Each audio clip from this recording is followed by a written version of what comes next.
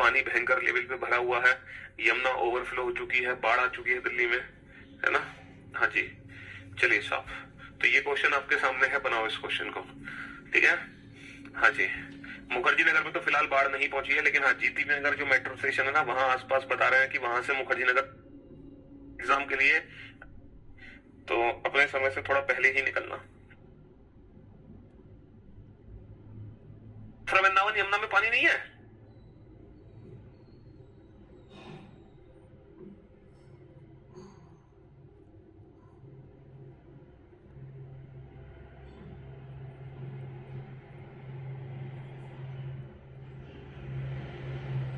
साहब, अब आप लोग बोर्ड पर देखना और ध्यान से समझने की कोशिश करना कि इस वाले क्वेश्चन को हमें कैसे सॉल्व करना है, इतने बड़े क्वेश्चन को, है ना।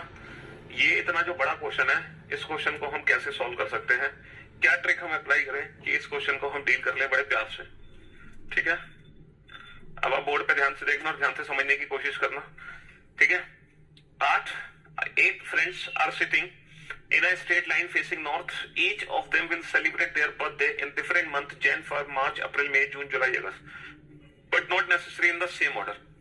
पहला पॉइंट है, सबसे पहला पॉइंट है, A sits third to the right of D. A D के थर्ड राइट में है, तो पहले सिंगल पर्सन D को बैठाओ, सिंगल पर्सन D को बैठाओ, और इसके थर्ड राइट में 1 2 3, इसके थर्ड राइट A D के दाईं ओर तीसरा है। Only one person sits between A and the one whose birthday in the month has 30 days. देखो ये कह रहे हैं कि ए और 30 डेज वाले के बीच में सिर्फ एक दिन का गैप है, सिर्फ एक दिन का, मतलब एक पर्सन का गैप है। अच्छा, अगर मैं 30 डेज की बात करूं तो 30 डेज वाला मंथ कौन सा है? जनवरी नहीं है, फरवरी नहीं है, मार्च नहीं है, अप्रैल है, मई नहीं है, जून है, जुलाई नहीं है, अगस्त नहीं है। तो जनवरी से लेकर अगस्त तक सिर्फ 2 ऐसे महीने हैं जिसमें 30 दिन है। जनवरी से लेकर अगस्त तक सिर्फ 2 ऐसे महीने हैं, सिर्फ 2 ऐसे महीने हैं जनवरी से लेकर अगस्त तक। कौन कौन से वो 2 महीने हैं? वो 2 महीने हैं अप्रैल और जून, सिर्फ और सिर्फ अप्रैल और जून है, ठीक है, सिर्फ और सिर्फ अप्रैल और जून है जिसमें 30 दिन है। तो ए और 30 दिन के बीच में एक का गैप है, तो बाबू वो 30 दिन ये भी हो सकता है, वो 30 दिन ये भी हो सकता है। तो मेरे ख्याल से कितनी पॉसिबिलिटी बनेंगी? वैसे पॉसिबिलिटी तो बनेंगी यहाँ पे 4 पॉसिबिलिटी बनेंगी, 4। क्या आप 4 पॉसिबिलिटी बनाने के लिए तैयार हैं, या आप हिंट्स लिखने चाह रहे हैं? तो मेरे ख्याल से 4 पॉसिबिलिटी तो मत बनाओ, आप इसको हिंट की फॉर्म में लिख लो कि ए और 30 डेज के बीच में एक का गैप है। ये हिंट मैंने यहाँ पे लिख ली, और वो 30 डेज का मंथ अप्रैल भी हो सकता है, जून भी हो सकता है ना। H sits third to the left of the one whose birthday in April. जो एच है वो अप्रैल के थर्ड लेफ्ट में है। H is third to the left of the one whose birthday in April, ठीक है। B sits third to the left of the one whose birthday in June, और B किसके थर्ड लेफ्ट में है? B उसके third left में है जिसका बर्थडे जून में है। तो ये सारे हिंट्स हम लिख रहे हैं क्योंकि हमने पॉसिबिलिटी नहीं बनाई। More than 2 person sit between D and G, G sits left of D. ये कह रहे हैं more than 2 person sit between G and D, G और डी के बीच में 2 से ज्यादा लोग हैं, and G sits left of D. G जो है डी के लेफ्ट में है। बाबू डी के लेफ्ट में कौन है? डी के लेफ्ट में जी है, और डी और जी के बीच में 2 से ज्यादा लोग हैं। तो बेटा 2 से ज्यादा लोग डी और जी के बीच में 3 लोग हो सकते हैं। क्यों? क्योंकि टोटल नंबर ऑफ पर्सन ही 8 है। 1 2 3 4 5 6 7 8। अब हम ये वाली पॉसिबिलिटी बना सकते हैं कि ए और 30 के बीच में एक का गैप है, क्योंकि 30 को मैं इधर नहीं ले जा सकता। अब मैं 30 को इधर नहीं ले जा सकता, तो डेफिनेटली ये 30 है। अब मैं 2 पॉसिबिलिटी बना सकता हूं, 1 2 3 4 5 6 7 8, ए डी और जी। अब बेटा 4 की 2 पॉसिबिलिटी बनेंगी सिर्फ। ये अप्रैल भी हो सकता है और ये जून भी हो सकता है, क्योंकि ए और 30 डेज के बीच में एक का गैप है, ए और 30 डेज के बीच में एक का गैप है। अच्छा, अप्रैल के थर्ड लेफ्ट में कौन है? एच। 1 2 3, ये कौन है? एच। अच्छा, जून के थर्ड लेफ्ट में कौन है? जून के थर्ड लेफ्ट में बी।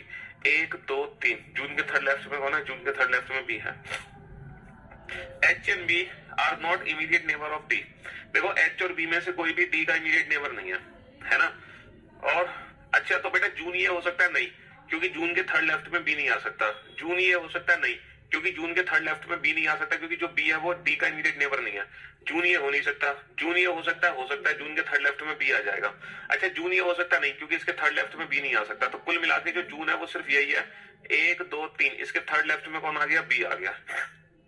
अच्छा, यहाँ पे बताओ अप्रैल का है? अप्रैल ये हो सकता है? नहीं, क्योंकि अप्रैल के थर्ड लेफ्ट में एच नहीं आ सकता। अप्रैल ये हो सकता है? नहीं, क्योंकि अप्रैल के थर्ड लेफ्ट में एच नहीं आ सकता, क्योंकि जो एच है वो डी का इमीडिएट नेबर नहीं है। अप्रैल ये हो नहीं सकता क्योंकि तो ऑलरेडी जून है। अप्रैल ये हो सकता है? नहीं, अप्रैल के थर्ड लेफ्ट में एच नहीं आ सकता, अप्रैल के थर्ड लेफ्ट में एच नहीं आएगा, अप्रैल के थर्ड लेफ्ट में एच नहीं आएगा, अप्रैल के थर्ड लेफ्ट में एच नहीं आएगा। तो कुल मिला के जो अप्रैल है वो सिर्फ और सिर्फ डी है, इसके अलावा कोई और अप्रैल नहीं हो सकता। इसका थर्ड लेफ्ट 1 2 3, इसके थर्ड लेफ्ट में कौन आ गया, इसके थर्ड लेफ्ट में एच आ गया। तो बाबू ये भी हिंट मैंने कंप्लीट कर ली, ये भी हिंट मैंने कंप्लीट कर ली, ये भी हिंट मैंने पूरी कर ली, और मेरी दो पॉसिबिलिटी बन गई, है ना, दो पॉसिबिलिटी बन गई हमारी। चलिए साहब, ठीक है, पहली 3 क्लासेस करनी है सिटिंग अरेंजमेंट की हर बच्चे को, बाकी की 3 क्लासेस एडवांस क्लासेस है सिटिंग अरेंजमेंट की। F's birthday is in the month which has less than 30 days, F is not an immediate neighbour of D. बेटा एफ का बर्थडे 30 दिन से कम वाले महीने में यानी कि फरवरी में है, और एफ जो है वो डी का इमीडिएट नेबर नहीं है। एफ डी का इमीडिएट नेबर नहीं है तो डेफिनेटली ये एफ है जिसका बर्थडे कब है, फेब में। एफ डी का इमीडिएट नेबर नहीं है तो डेफिनेटली ये एफ है जिसका बर्थडे कब है, फरवरी में। ठीक है, the one whose birthday is January sits third to the left of the one whose birthday in अप्रैल।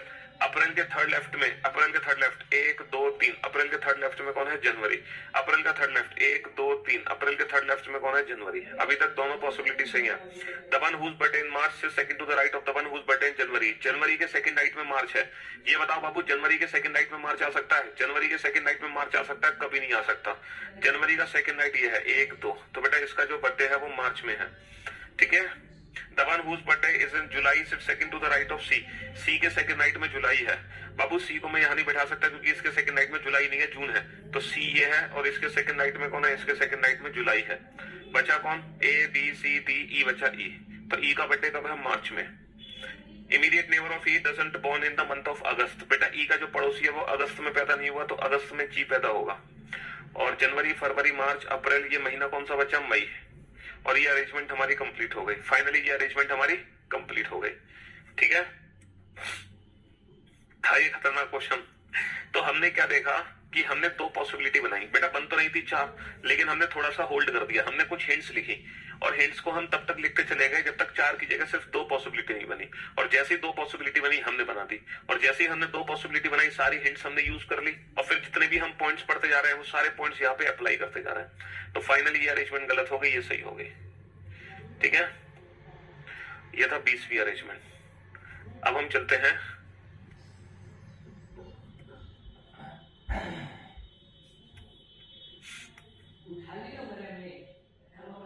21वीं।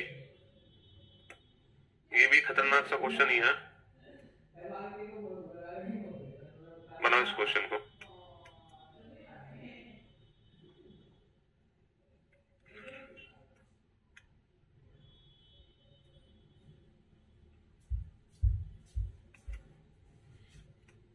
बनाओ।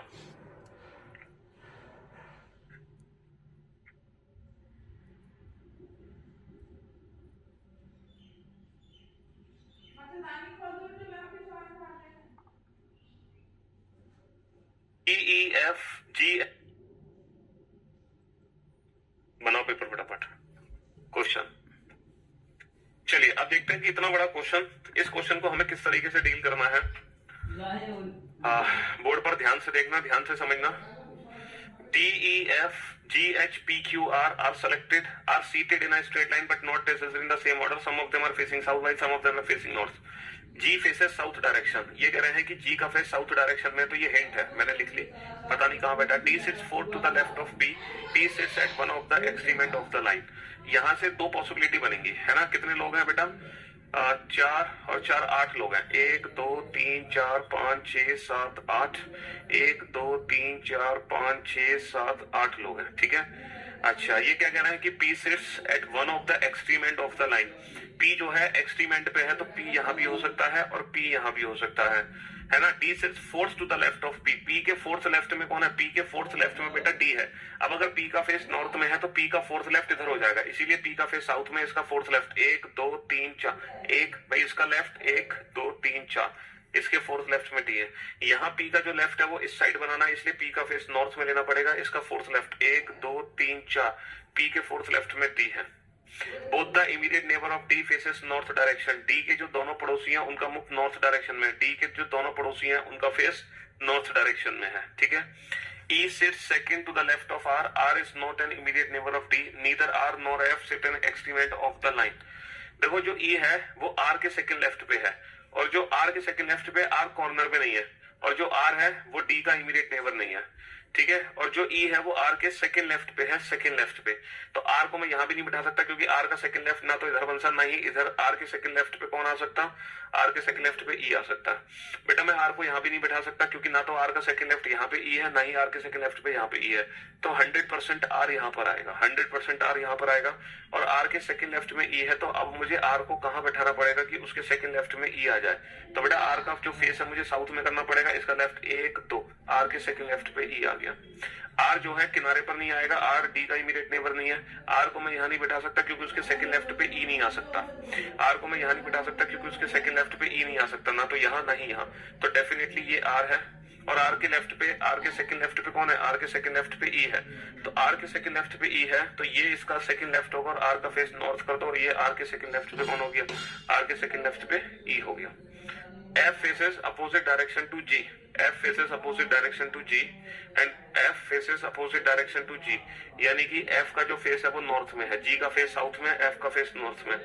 Both the immediate neighbour of F faces north. बेटा F को ऐसी जगह बैठाओ ताकि दोनों पड़ोसियों का मुख उत्तर में हो।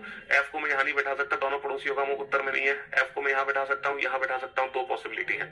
F को मैं यहाँ बैठा सकता हूँ, यहाँ बैठा सकता हूँ, यहाँ बैठा सकता हूँ, 3 पॉसिबिलिटी है। फिलहाल बैठाओ मत। F के जो दोनों पड़ोसी है उनका मुख नॉर्थ डायरेक्शन में। H sits to the immediately left of Q.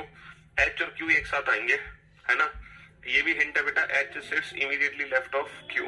Immediate neighbor of G faces opposite direction. बेटा G के पड़ोसियों का मुख एक दूसरे के विपरीत है। G को मैं यहाँ नहीं बैठा सकता, G के 2 पड़ोसी नहीं है, G को मैं यहाँ नहीं बैठा सकता हूँ, यहाँ पे G को मैं यहाँ नहीं बैठा सकता, G को मैं यहाँ भी बैठा सकता हूँ। 2 पॉसिबिलिटी है। G को मैं यहाँ नहीं बैठा सकता, दोनों का मुख एक दूसरे के विपरीत नहीं है। G को मैं यहाँ नहीं बैठा सकता क्योंकि G का फेस साउथ में होना चाहिए। अच्छा, यहाँ G को नहीं बैठा सकते क्योंकि दोनों पड़ोसियों का मुख एक दूसरे के विपरीत नहीं है। G को यहाँ नहीं बैठा सकता क्योंकि G का फेस साउथ में है, G कोने में आएगा नहीं। तो डेफिनेटली ये G है, डेफिनेटली ये G है। और दोनों जो पड़ोसी हैं उन दोनों का मुख एक दूसरे के विपरीत है, एक का नॉर्थ तो दूसरे का साउथ। अच्छा, यहाँ पर G की बैठने की 2 पॉसिबिलिटी है, तो यहाँ पर एक पॉसिबिलिटी और बना लो, एक और बना लो, P R E। चलो एक पॉसिबिलिटी और बना लो, P R E D। ठीक है, P R E D, इसकी एक पॉसिबिलिटी और बना लो। चलिए साहब, अब कैसे बनाओगे इसकी पॉसिबिलिटी, है ना? G को कहाँ कहाँ बैठा सकता हूँ मैं? G को यहाँ नहीं बैठा सकता कोने में, G को ठीक है यहाँ बैठा सकते हैं, एक पॉसिबिलिटी, है ना? G को यहाँ नहीं बैठा सकते, G को यहाँ बैठा सकते हैं, दूसरी पॉसिबिलिटी। G 2 जगह आ गया और G का फेस होना चाहिए साउथ में, G का फेस होना चाहिए साउथ में। दोनों पड़ोसियों का मुख एक दूसरे के विपरीत, इसका नॉर्थ, इसका साउथ, इसका साउथ, इसका नॉर्थ। अच्छा, अब F को बैठाओ, F को, F के दोनों पड़ोसियों का मुख नॉर्थ में होना चाहिए। F यहाँ नहीं आ सकता, दोनों का मुख नॉर्थ में नहीं है। F यहाँ नहीं आ सकता, दोनों का मुख नॉर्थ में नहीं है। F यहाँ नहीं आ सकता, दोनों का मुख नॉर्थ में नहीं है। तो बेटा F को मैं कहीं बैठा ही नहीं सकता। F को मैं यहाँ बैठा सकता हूँ, दोनों का मुख नॉर्थ में है। F को मैं यहाँ नहीं बैठा सकता, दोनों का मुख नॉर्थ में नहीं है। F को यहाँ नहीं बैठा सकते, तो कुल मिलाकर F यहाँ है और इसका फेस कहाँ है? नॉर्थ में। ठीक है जी। F को मैं यहाँ नहीं बैठा सकता क्योंकि 2 पड़ोसी नहीं है। F को मैं यहाँ बैठा सकता हूँ और यहाँ बैठा सकता हूँ। F की 2 पॉसिबिलिटी है, F की 2 पॉसिबिलिटी है। अच्छा, Q के इमीडिएटली लेफ्ट में H है।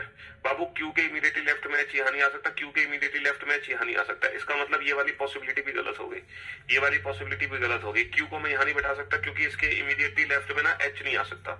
और Q को मैं यहाँ नहीं बैठा सकता, बैठा सकता हूँ Q को यहाँ, और Q को मैं यहाँ भी बैठा सकता हूँ। तो इसकी एक और पॉसिबिलिटी बना लो फटाफट से, अगर आपको विदाउट एनी कंफ्यूजन काम करना है। ठीक है, P R G E D। तो Q को मैं यहाँ नहीं बैठा सकता क्योंकि Q के इमीडिएट लेफ्ट में H नहीं है। Q यहाँ आ सकता है और Q यहाँ आ सकता है। अच्छा, अगर Q यहाँ है तो डेफिनेटली Q का फेस कहाँ होगा? नॉर्थ में, और Q के इमीडिएटली लेफ्ट में कौन है? H है।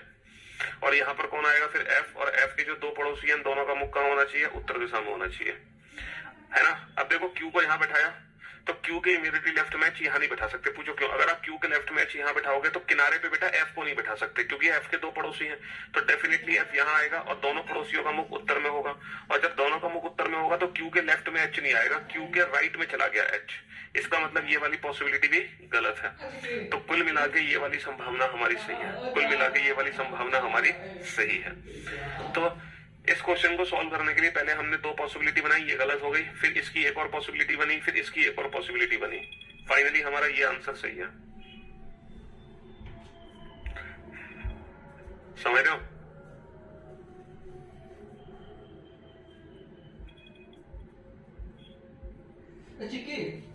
नेक्स्ट,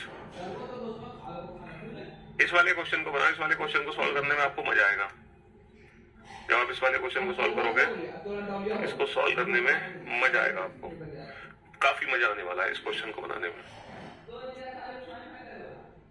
इंटरेस्टिंग क्वेश्चन बनाओ। ये मैं 100% कह सकता हूं कि अगर क्वेश्चन एग्जाम में आ गया तो छोड़ना पड़ेगा, क्योंकि कम से कम 5-6 मिनट, हाँ तो 5-6 मिनट लग जाने दो, क्योंकि ये बैंक पीओ मेंस का क्वेश्चन है। ये जो क्वेश्चन है, सॉरी, ये बैंक पीओ मेंस का क्वेश्चन है और इस इंफॉर्मेशन से रिलेटेड 5 और क्वेश्चन पूछे गए हैं, है ना। इस इंफॉर्मेशन से रिलेटेड 5 और क्वेश्चन पूछे गए हैं एग्जाम में, 5 और अलग से।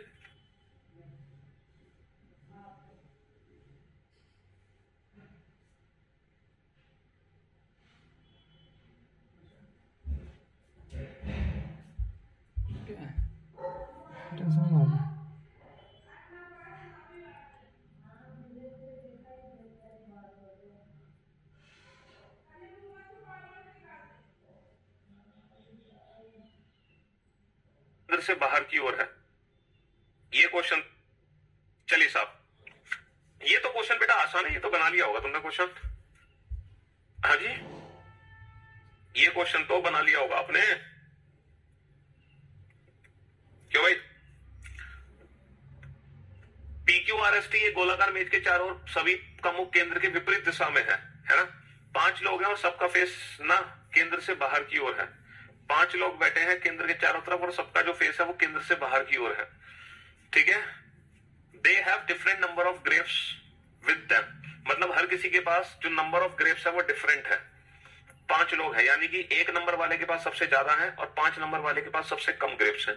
1 नंबर वाले के पास सबसे ज्यादा ग्रेप्स है और 5 नंबर वाले के पास सबसे कम ग्रेप्स है, ठीक है। ये क्वेश्चन है। P sits second to the right of the one who has the highest number of grapes। बेटा P किसके सेकंड राइट में है? जिसके पास सबसे ज्यादा ग्रेप्स है। सबसे ज्यादा ग्रेप्स नंबर 1 वाले के पास है, सबसे ज्यादा ग्रेप्स नंबर 1 वाले के पास है, तो ये नंबर 1 है, ठीक है। मान लो कि ये नंबर 1 है, नंबर 1 को मैं कहीं भी बिठा सकता हूं और इसके सेकंड राइट में कौन है? इसके सेकंड राइट में P है। नंबर 1 के सेकंड राइट 1 2, नंबर 1 के सेकंड राइट में P है। T has more grapes than Q and S। T के पास बेटा Q और S से ज्यादा है, तो जो T है ना वो Q और S से ऊपर आएगा, बट T के पास सबसे ज्यादा नहीं है। T is not the highest, यानी कि T नंबर 1 नहीं है। मैंने लेफ्ट हैंड साइड पे लिखा है ना, यानी कि ये फेवर में नहीं है, यानी कि T नंबर 1 नहीं हो सकता। But not the highest. The one who has the least number of grapes is second sits on the immediately right of P। देखो P के इमीडिएटली राइट में कौन है? जिसके पास सबसे कम है। P का जो इमीडिएट राइट है वो ये है, इसके पास सबसे कम है, यानी कि नंबर 5। P के इमीडिएटली राइट में सबसे कम वाला है, हु वर्ड P के लिए है, P is not next to Q। बेटा जो P है ना वो Q के बगल में नहीं है। अच्छा ये बताओ, अगर जो P है वो Q के बगल में नहीं है तो Q बेटा नंबर 1 तो नहीं हो सकता। क्यों? क्योंकि Q से ऊपर T है और ये नंबर 1 वाला सबसे ऊपर है, तो इसका मतलब ये Q नहीं है और P के बगल में Q नहीं है, तो डेफिनेटली ये Q है, डेफिनेटली ये Q है, ठीक है। हाँ जी। The one who has the second least sit second to the left of the one who has the second highest number of grapes. देखो ये क्या कह रहा है? सेकंड लीस्ट यानी कि नंबर 4 वाला किसके सेकंड लेफ्ट पे बैठा है? जिसके पास सेकंड हाईएस्ट है, यानी कि नंबर 2 के। तो जो 4 नंबर है वो नंबर 2 के सेकंड लेफ्ट पे है। जो 4 नंबर है वो नंबर 2 के सेकंड लेफ्ट पर है। तो नंबर 2 बाबू ये तो हो नहीं सकता, क्योंकि नंबर 2 तो ये हो नहीं सकता, क्योंकि तो नंबर 1 है।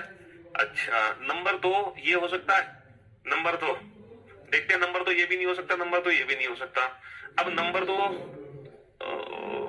ये नहीं हो सकता, नंबर 2 ये नहीं हो सकता, नंबर 2 ये हो सकता है, ये नंबर 2 के सेकंड लेफ्ट पे नंबर 4 है, क्यों नंबर 4 बनाया जा सकता है। चलो ये नंबर 2 हो सकता है। अच्छा नंबर 2 ये हो सकता नहीं हो सकता, क्योंकि नंबर 2 के सेकंड लेफ्ट पे नंबर 4 नहीं आ सकता। ये नंबर 2 नहीं हो सकता, ये नंबर 2 नहीं हो सकता, ये नंबर 2 हो सकता है, ये नंबर 2 हो सकता है। सर अगर ये नंबर 2 है, अगर ये नंबर 2 है तो इसके सेकंड लेफ्ट पे, नंबर 2 के सेकंड लेफ्ट पे नंबर 4, क्या मैं P को नंबर 4 बना सकता हूँ? P को नंबर 4 हम बना सकते हैं, लेकिन लिखा हुआ है Q does not have the least number of grapes. Q does not have the least number of grapes. हाँ ये तो हमें पता ही है कि Q के पास सबसे कम अंगूर नहीं है, क्योंकि Q तो नंबर 5 है नहीं ना। अच्छा Q जो है नंबर 2 नहीं हो सकता, पूछो क्यों? Q नंबर 2 इसलिए नहीं हो सकता, Q नंबर 2 इसलिए नहीं हो सकता क्योंकि Q से ऊपर T आएगा। अगर Q नंबर 2 हो गया तो T चला जाएगा नंबर 1, और 1 नंबर पे T नहीं है, इसीलिए जो Q है वो नंबर 2 नहीं हो सकता। तो जो नंबर 2 है, ठीक है, नंबर 2 के सेकंड लेफ्ट पे नंबर 2 ये भी नहीं हो सकता, नंबर 2 ये भी नहीं हो सकता, नंबर 2 ये भी नहीं हो सकता, नंबर 2 ये भी नहीं हो सकता। तो कुल मिला के जो नंबर 2 वाला पर्सन है वो ये है। नंबर 2 का सेकंड लेफ्ट 1 2, ये है नंबर 4, ठीक है। अच्छा बचा कौन सा नंबर, 1 2 4 5, बचा है 3 नंबर। तो बाबू जो P है वो 3 नंबर है और जो Q है वो 4 नंबर है और Q से ऊपर T आना है, लेकिन T नंबर 1 नहीं है तो T नंबर 2 है। नंबर 2 पे कौन है, नंबर 2 पे है T, ठीक है। P है नंबर 3 पे, Q है नंबर 4 पे। अच्छा T से नीचे S को भी आना है तो S है नंबर 5 पे, S है नंबर 5 पे और बचा कौन, बचा R, तो R हो गया नंबर 1 पे, R हो गया नंबर 1 पे, है ना। लो हो गई अरेंजमेंट कंप्लीट, R हो गया नंबर 1 पे। तो किसके पास कितने अंगूर है ये भी पता चल गया और कौन कैसे बैठे ये भी पता चल गया।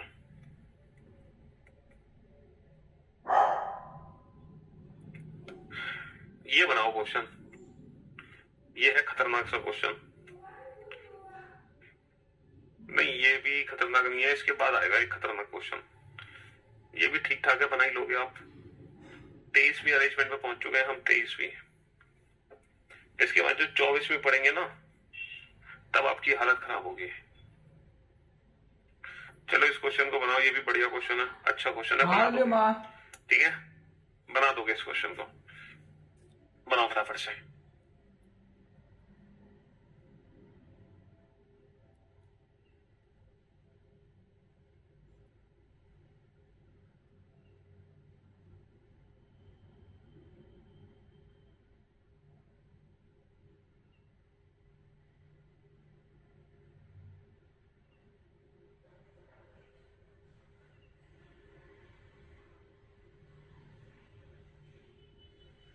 अगर क्वेश्चन की लैंग्वेज समझ, क्वेश्चन कैसे बनाया आप लोग, हाँ जी चलिए साहब अब देखते हैं इस क्वेश्चन को कि ये क्वेश्चन कैसे बनाया आप लोगों ने। देखो सारी की सारी जो कहानी है ना वो क्वेश्चन की लैंग्वेज समझने की है कि क्वेश्चन एग्जैक्टली आपसे कहना क्या चाह रहा है। अगर क्वेश्चन की लैंग्वेज समझ आ गई तो आप क्वेश्चन भी बना दोगे। ABCDEFGH एक ही घर की दो अलग अलग कमरों में दो गोलाकार मेज के चारों ओर बैठे हैं। एक कमरे में 4 व्यक्ति केंद्र की ओर मुख करके बैठे हैं, जबकि दूसरे कमरे में 4 व्यक्ति केंद्र से विपरीत दिशा की ओर मुख करके बैठे हैं। दोनों मेजों को एक ही दीवार के पास रखा गया है, दोनों कमरों को जोड़ती है वह मेज जिसके चारों ओर बैठे व्यक्तियों का मुख केंद्र की ओर है, दीवार के बाईं ओर रखा गया है। प्रत्येक मेज की चारों कुर्सियों का स्थान मूल दिशाओं की तरफ है। मूल दिशा मतलब पूरा पश्चिम उत्तर दक्षिण, पूरा पश्चिम उत्तर दक्षिण। तो यहां से लेकर यहां तक की जो इन्फॉर्मेशन है, पता है क्या बता रही है आपको, यहां से लेकर यहां तक की इन्फॉर्मेशन ये बता रही है कि 2 सर्कुलर मेज हैं जो 2 कमरों में रखी गई है और ये एक दीवार है हमारी, ये एक दीवार है, ठीक है, हाँ जी ये एक दीवार है और इस दीवार के एक तो लेफ्ट हैंड साइड में टेबल है और एक राइट हैंड साइड पे टेबल है। इस दीवार के लेफ्ट हैंड साइड में टेबल है, राइट हैंड साइड में टेबल है, ये दीवार है, ठीक है जी, हाँ जी ये एक दीवार है। इसके लेफ्ट हैंड साइड में भी टेबल है, राइट हैंड साइड में भी टेबल है और जो लेफ्ट हैंड साइड में टेबल है उसमें जो 4 व्यक्ति बैठे हैं उनका मुख केंद्र की ओर है और जो राइट हैंड साइड में टेबल है उसमें जो 4 व्यक्ति बैठे हैं उसका मुख केंद्र से बाहर की ओर है। और जो व्यक्ति बैठे हैं ना वो मूल दिशाओं के आधार पर बैठे हैं, यानी कि पूरा पश्चिम उत्तर दक्षिण। तो जो हमारी डायरेक्शंस होती हैं वो ये वाली डायरेक्शंस होती हैं, पूरा पश्चिम उत्तर दक्षिण। यहाँ सबका फेस सेंटर से बाहर है और यहाँ सबका फेस सेंटर की तरफ है, ठीक है। तो जो पहला पैराग्राफ है वो हमें सिर्फ ये समझाता है। तो यहां से लेकर यहां तक की इंफॉर्मेशन के मुताबिक इतना हमें करना है, ठीक है, हाँ जी। ए का मुख केंद्र की ओर है, ए का मुख केंद्र की ओर है तो बेटा ए जो है वो यहां बैठेगा। ई जी और एच के बीच में बैठा है, ई जो है वो जी और एच के बीच में है, तो जी और एच के बीच में कहीं भी ई है, तो ई जी और एच के बीच में हमें नहीं पता, तो ये हिंट है, ये हिंट लिख लो, जो ई है वो जी और एच के बीच में है। अब ये यहां भी हो सकता है, यहां भी हो सकता है। डी एफ के तुरंत बाईं ओर है, डी जो है एफ के तुरंत बाईं ओर है, D is immediately left of F, ठीक है। और जो ई है, E is between G and H. ये दोनों हिंट मैंने ऊपर लिख ली, ये 2 हिंट हैं जिनका यूज हम बाद में करेंगे, है ना। एच दीवार के पास बैठा है और उसकी पीठ दीवार की तरफ है। देखो जो एच है वो दीवार के पास बैठा है, दीवार के पास ये 2 लोग बैठे हैं, लेकिन किसकी पीठ दीवार की तरफ है, इसकी पीठ दीवार की तरफ है, तो ये एच है, क्योंकि इसका फेस केंद्र की ओर है तो इसकी पीठ जो है वो दीवार की तरफ होगी। सी का मुख दोनों कमरों को जोड़ने वाली दीवार से दूर है। देखो दोनों कमरों से जोड़ने वाली दीवार ये है, इससे जो दूर है मुख ना वो सी का है। किसी व्यक्ति का मुख इस दीवार से दूर है नहीं, इनमें से किसका मुख दीवार से दूर है, इसका, तो ये सी है, ये सी है, ठीक है, हाँ जी। देखो E is between G and H, तो G और H के बीच में E है तो डेफिनेटली ये G है। G और H के बीच में E ऊपर भी हो सकता है, नीचे भी हो सकता है, तो यहां पर आएंगे A और E, ठीक है जी। जिन कुर्सियों पर A और F बैठे हैं उनका स्थान समान है, A और F का स्थान समान है। देखो F के इमीडिएटली लेफ्ट में कौन है, F के इमीडिएटली लेफ्ट में D है, तो क्या मैं F को यहां बैठा सकता हूं, सर एफ के इमीडिएटली लेफ्ट में डी आ जाएगा और जहां एफ है वहीं ए है। बिल्कुल सर, एफ को यहाँ बैठा सकते हैं। एक जगह मुझे मिल गई एफ को बैठाने की। क्या मैं एफ को यहाँ बैठा सकता हूँ? बिल्कुल नहीं बैठा सकता, क्योंकि जहां एफ है वहां पे ए आना चाहिए और यहाँ पे ए आ नहीं सकता, तो यहाँ पे एफ नहीं आएगा। क्या मैं एफ को यहाँ बैठा सकता हूँ? बिल्कुल नहीं बैठा सकता, क्योंकि एफ के इमीडिएटली लेफ्ट पे डी आना चाहिए। एफ के इमीडिएटली लेफ्ट पे डी आना चाहिए और एफ के इमीडिएटली लेफ्ट हैंड पे डी नहीं आ सकता। तो कुल मिलाकर जो एफ है ना तो यहाँ आ सकता है ना ही यहाँ आ सकता। तो एफ यहाँ आएगा, तो फिर जहां एफ है वहीं ए को बैठाना है। ठीक है, और एफ के इमीडिएटली लेफ्ट हैंड पे कौन है? डी आ गया। यहाँ पर कौन बचा? ई। और यहाँ पर कौन बचा बैठने के लिए? यहाँ पर बैठने के लिए कौन बचा? जी। ए बी, बी बचा बी, तो यहाँ पर बी आ गया। तो ये अरेंजमेंट हमारी कंप्लीट हो गई। CISF SCM के टॉपिक नोट्स करा दो प्लीज। पेपर है हमारा HCM। HCM मतलब तो कल बेटा सीटिंग अरेंजमेंट का लास्ट डे होगा और कल हाई लेवल के जो क्वेश्चंस होंगे वो कल लास्ट होंगे, है ना। कल ये चैप्टर खत्म हो जाएगा फाइनली, फिर मंडे से हम एक नया टॉपिक शुरू करेंगे। ठीक है, चलिए, love you guys, love you all, take care, शुक्रिया, धन्यवाद, थैंक यू सो मच। हाँ,